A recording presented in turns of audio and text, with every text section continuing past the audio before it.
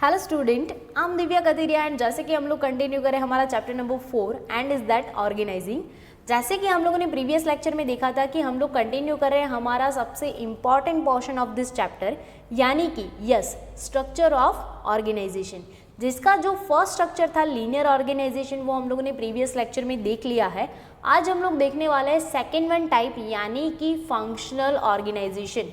जैसे कि हम लोगों ने लीनियर में देखा था कि भाई वो डिपार्टमेंट के हिसाब से वो डिवाइड होता है, फिर ऑफिसर अपॉइंट होते हैं और उसके हिसाब से काम होता है, clear.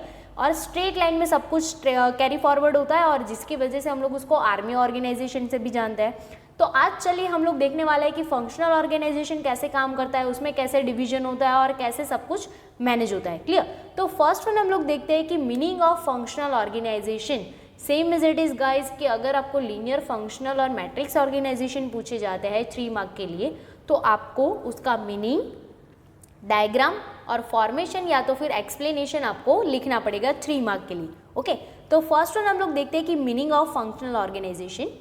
A structure is formed in which the expert with specialized knowledge are given special responsibility in the particular unit and which is called the functional organization।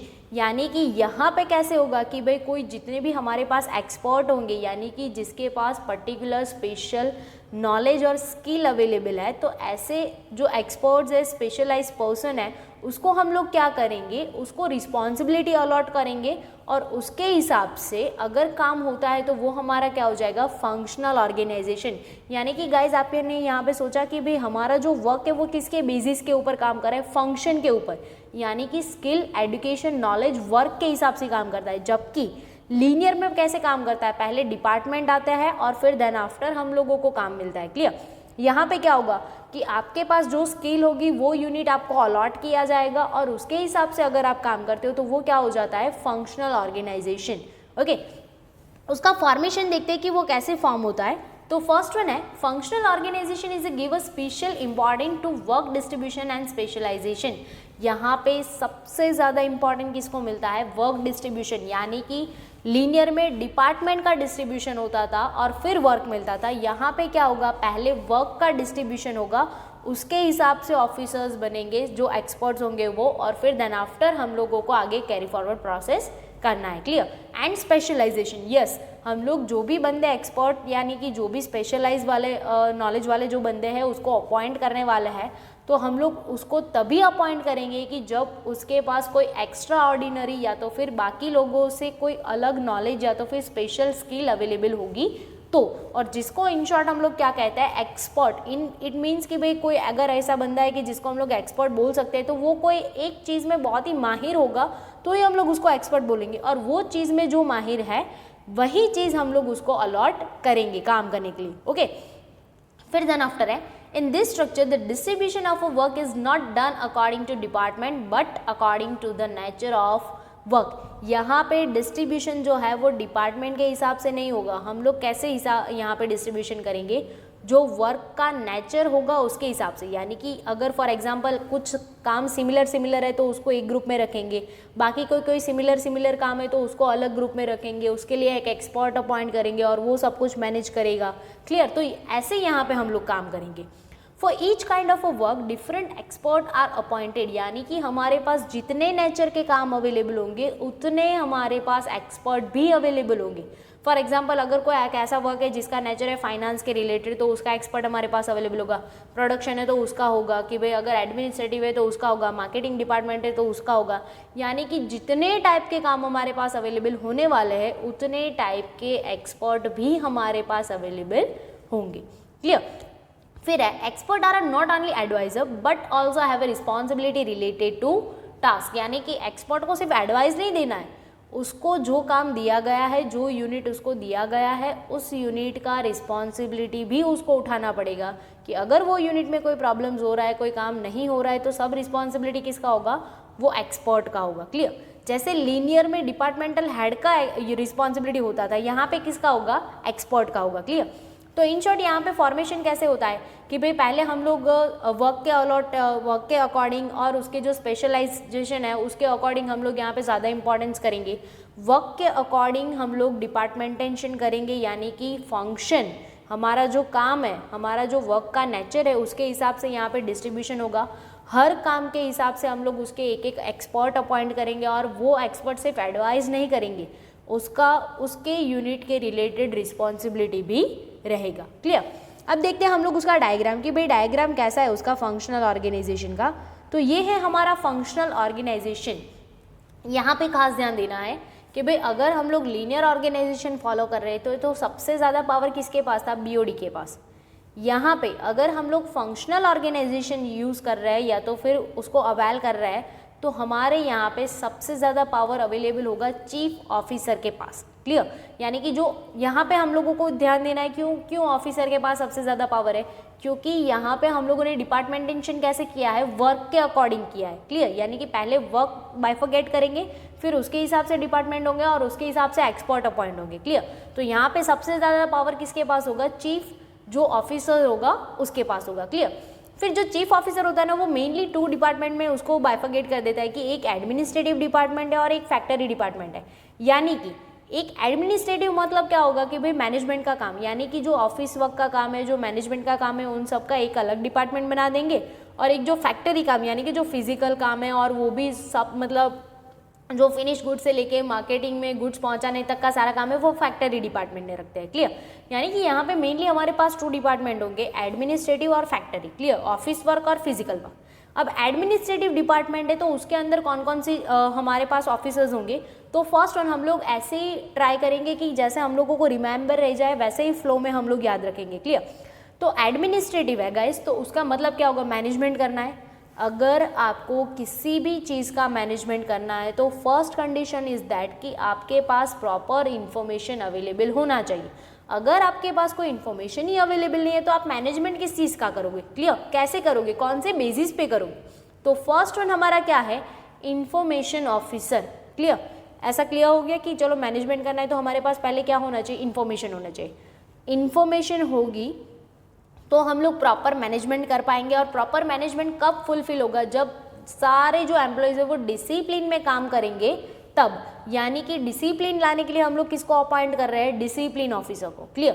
पहले इन्फॉर्मेशन चाहिए क्योंकि प्रॉपर मैनेजमेंट होगा, और प्रॉपर मैनेजमेंट को execute करना है तो क्या होगा, डिसिप्लिन चाहिए। और इसकी वजह से हम लोगों ने क्या अपॉइंट किया, डिसिप्लिन ऑफिसर अपॉइंट किया। क्लियर। अब डिसिप्लिन सब कुछ मेंटेन हो रहा है, सब कुछ हो रहा है तो चलो हम लोगों का और नेक्स्ट वन काम क्या होगा, अकाउंट का। यानी कि जितने भी फाइनेंशियल अप एंड डाउन हो रहे हैं उसका भी हमारे पास रिकॉर्ड होना बहुत ही ज़रूरी है और वो भी राइट वे में होना चाहिए। क्लियर। तो हम जो थर्ड वन ऑफिसर अपॉइंट करने वाले हैं वो कौन सा होगा, अकाउंट ऑफिसर। क्लियर। वो सारे फाइनेंशियल मैटर हैंडल करेगा। और फिर देन आफ्टर अगर किसी को कोई प्रॉब्लम्स हो रहे हैं तो हम लोग कौन से वाले ऑफिसर को अपॉइंट करेंगे, गाइडेंस ऑफिसर को। यानी कि अगर किसी को कोई वर्किंग में प्रॉब्लम हो रहा है, नहीं समझ में आ रहा है, मिस्टेक हो रही है, तो उसको एडवाइस करने के लिए या तो फिर उसके प्रॉब्लम का सॉल्यूशन लाने के लिए हम लोग कौन से ऑफिसर को अपॉइंट करने वाला है, गाइडेंस ऑफिसर को। क्लियर। यानी कि ये क्या हो गया हमारा एडमिनिस्ट्रेटिव डिपार्टमेंट, जिसमें पहले इंफॉर्मेशन ऑफिसर को अपॉइंट किया, फिर डिसिप्लिन लाने के लिए डिसिप्लिन के ऑफिसर को, अकाउंट मेंटेन करने के लिए अकाउंट ऑफिसर को, और प्रॉब्लम सॉल्यूशन लाने के लिए गाइडेंस ऑफिसर को अपॉइंट किया। क्लियर। अब इन सब के नीचे जो काम करने वाले लोग होंगे वो क्या कहलाए जाएंगे, एम्प्लॉयज़ कहलाए जाएंगे। ओके। अब नेक्स्ट वन हम लोग देखते हैं फैक्ट्री डिपार्टमेंट। अब यहाँ पे देखते हैं कि फैक्ट्री है तो हम लोगों को फिजिकल वर्क करना पड़ेगा। क्लियर। अब फैक्ट्री है तो ज़रूरी नहीं है कि एक ही बंदा सब कुछ कर सकता है, क्योंकि पहले हमें रॉ मटेरियल लाना पड़ेगा, मशीनरी ऑपरेट करना पड़ेगा, उसमें पुट करेंगे, फिनिश गुड्स मिलेंगे, पैकिंग करेंगे, व्हाटएवर जो उसको गोडाउन तक पहुंचाएंगे, ये सारे काम अकेले बंदे से नहीं होंगे। यानी कि हमें काम कैसे करना पड़ेगा, ग्रुप में करना पड़ेगा। तो फर्स्ट वन हम लोग कौन सा ऑफिसर अपॉइंट करने वाले हैं, फैक्ट्री डिपार्टमेंट के लिए group officer. Okay. Second one जो है, अब ग्रुप में आपको काम दे दिया, इट मीन्स ऐसा नहीं है कि भाई चलो कि भाई आप जब भी काम करके चलेगा, आप काम करते हो नहीं करते हो, बाकी 2 काम करते हैं, एक आध बंदा सिर्फ बैठे रहता है, ऐसा नहीं चलेगा। आपको जो वर्क दिया है वो टाइम टू टाइम आपको कंप्लीट करना ही पड़ेगा, और उसके लिए हम लोग किसको अपॉइंट करने वाले हैं, टाइम ऑफिसर को। क्लियर।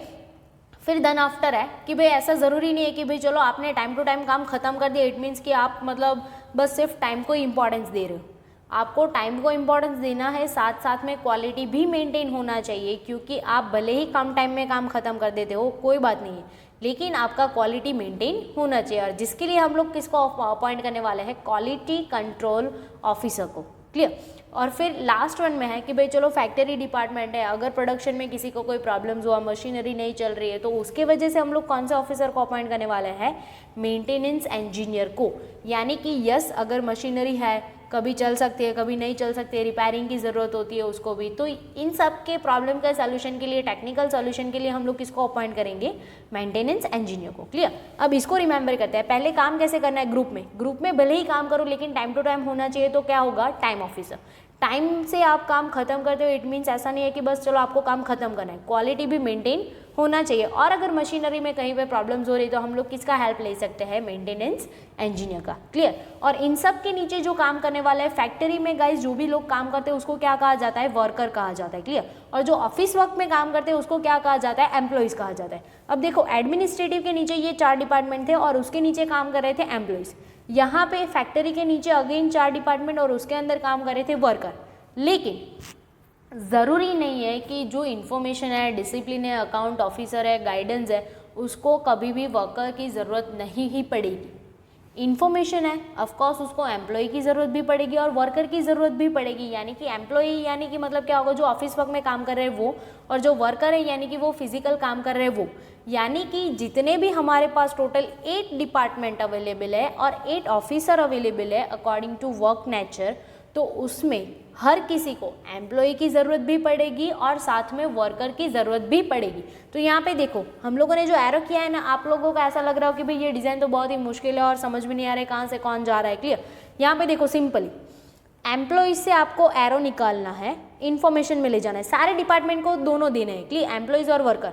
एम्प्लॉयज़ से आपको एरो निकालना है, इन्फॉर्मेशन को देना है, और इन्फॉर्मेशन का एरो कहाँ पर देना है, वर्कर को। सेम एम्प्लॉइज का एरो देना है डिसिप्लिन को, डिसिप्लिन का देना है वर्कर को। सेम एम्प्लॉय से अकाउंट और वर्कर, एम्प्लॉय से गाइडेंस और वर्कर।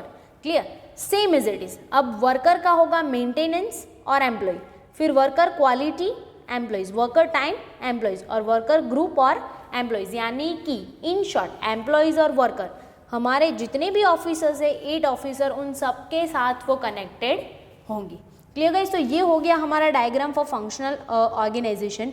अब हम लोग देखते हैं उसका एक्सप्लेनेशन, यानी कि उसको कैसे एक्सप्लेन करना है। आप थोड़ा बहुत अपने ऑन वर्ड में भी एक्सप्लेन कर सकते हो। क्लियर। यहाँ पे हम लोग देखते हैं, in a work based organization the supreme power rest with the chief executive officer.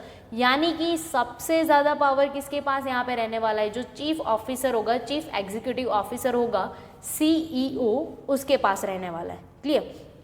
As per the chart the unit can be divided into 2 parts. यानी कि हम लोगों ने मेनली 2 पार्ट में डिवीजन किया है। कौन कौन से पार्ट में, एक तो ऑफिस वर्क यानी कि management administrative department, second one is a factory department. Clear. फिर then after each unit has it own list of work, यानी कि सारे यूनिट के पास अपने जितने भी वर्क होंगे उन सब का लिस्ट होगा कि भाई हमें ये वर्क कंडक्ट करना है और ऐसे करना है, कैसे करना है, कब करना है, किससे करवाना है, ये सब का लिस्ट होगा। And in the same way is assign to different officer, और हर ये यूनिट का काम कंप्लीट करवाने के लिए हम लोग किसको अपॉइंट करेंगे, एक ऑफिसर को अपॉइंट करेंगे। Clear. Each officer can give order to the employ under him to perform the task. यानी कि जितने भी ऑफिसर्स हम लोगों ने अपॉइंट किए हैं वो सारे ऑफिसर्स अपने अंदर जितने भी एम्प्लॉयज़ या तो फिर वर्कर काम कर रहे हैं उन सबको ऑर्डर दे सकते हैं कि भाई आपको ये काम करना है, ऐसे करना है, इतने टाइम में करना है, ये सब कुछ ऑर्डर दे सकते हैं। और वो सिर्फ किसके लिए, जब भी हमारा बिजनेस का टास्क कंप्लीट करना होगा, वर्क कंप्लीट करना होगा, तब। पर्सनल काम के लिए कोई भी किसी को ऑर्डर नहीं कर सकता। In this type not a single work remain and not a single work is assign twice. यानी कि अगर हम लोग ऐसा फंक्शन, हम लोग फंक्शनल ऑर्गेनाइजेशन फॉलो कर रहे हैं ना, तो यहाँ पे मेन हमारा फ़ायदा ये है कि कोई काम छूट भी नहीं जाएगा और कोई काम ऐसा भी नहीं होगा कि जो 2 बार या फिर 3 बार रिपीटेड हो जाए। क्लियर। जबकि लीनियर में क्या होगा कि भाई चलो डिपार्टमेंटल के हेड को सारा रिस्पॉन्सिबिलिटी दे दिया, अब हेड बेचारा हर जगह पे तो नहीं जा सकता ना, तो वो क्या करेगा कि भाई अपने सुपीरियर है, अपने जो सुपरवाइजर है उनको थोड़ा बहुत देगा। तो मे बी कभी ऐसा हो सकता है कि जो एम्प्लॉयज़ है, जो वर्कर है, वो कभी गलती से कोई काम छूट जाता है या तो फिर एक ही काम 2 बार भी हो सकता है। क्लियर। यहाँ पे क्या है, हमारा काम ही हम लोगों ने क्या किया, डिपार्टमेंट ही काम के हिसाब से अलॉट किए। यानी कि पहले काम देखेंगे और फिर डिपार्टमेंट अलॉट करेंगे, तो हमारा कोई काम छूट नहीं जाएगा।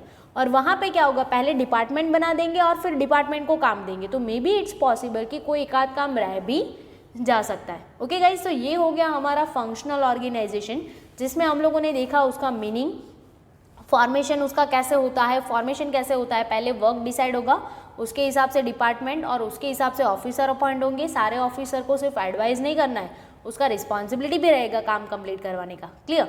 फिर हम लोगों ने देखा उसका डायग्राम। डायग्राम में मेनली हम लोगों ने 2 पार्टीशन किए हैं, और वो कौन कौन से पार्टीशन है, एक तो एडमिनिस्ट्रेटिव डिपार्टमेंट है, एक फैक्ट्री है, मैनेजमेंट और फिजिकल वर्क। एडमिनिस्ट्रेटिव के अंदर 4 ऑफिसर, अगेन फैक्ट्री के अंदर 4 ऑफिसर। क्लियर। और दोनों के नीचे है एम्प्लॉयज़ और वर्कर। क्लियर। अब एडमिनिस्ट्रेशन के अंदर कौन कौन से 4 है, एक तो इन्फॉर्मेशन है, डिसिप्लिन है, अकाउंट एंड गाइडेंस है। फैक्ट्री में कौन कौन सा है, group, time, quality control and maintenance engineer. Clear guys. और फिर हम लोगों ने लास्ट में देखा एक्सप्लेनेशन, और एक्सप्लेनेशन में हम लोग ये लिखते हैं कि ये जो पूरा चार्ट है उसमें सबसे ज़्यादा पावर किसके पास होती है, फिर कितने डिपार्टमेंट हुए, उसके अंदर ऑफिसर्स है, उन सबका रिस्पॉन्सिबिलिटी रहेगा काम निकलवाने का and all that. Okay guys, तो ये हो गया हमारा सेकेंड वन ऑर्गेनाइजेशन, यानी कि functional organisation. Guys remember that कि आपको जो 3 मार्क में क्वेश्चन पूछा जाता है उसमें सबसे ज़्यादा लीनियर, फंक्शनल और मैट्रिक्स पूछा जाता है एज अ ऑर्गेनाइजेशन, और बाकी की जो 2 है इनफॉर्मल और फॉर्मल, उसमें कुछ अलग से क्वेश्चन निकाल के भी आपको पूछा जाता है, जो हम लोग आगे देखेंगे। तो तब तक के लिए हमारा जो आज का लेक्चर है वो हम लोग यहाँ पे ही ख़त्म करते हैं। Be happy and be safe and yes, अगर कोई नीडी स्टूडेंट है तो आप उसके साथ है हमारा वीडियो शेयर कर सकते हो। Bye guys.